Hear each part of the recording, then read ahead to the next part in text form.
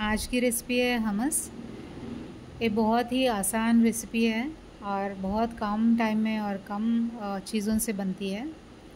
तो मैंने यहाँ पे लिए 1 कप उबले हुए काबुली चने, फिर थोड़े से पनीर के पीसेस और सफ़ेद तिल भून कर लिया है, और फिर थोड़ा सा नमक।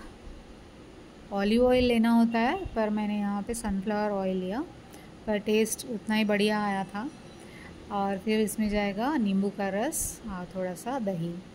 बस इतनी चीज़ें हैं। स्मूथ टेक्सचर के लिए कुछ लोग आइस क्यूब्स या फिर आइस वाटर डाल के इसको पीसते हैं, पर मैंने कुछ भी नहीं डाला।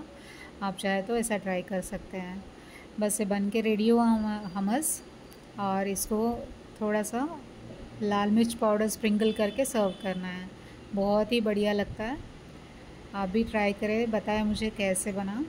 Thank you for watching. Bye.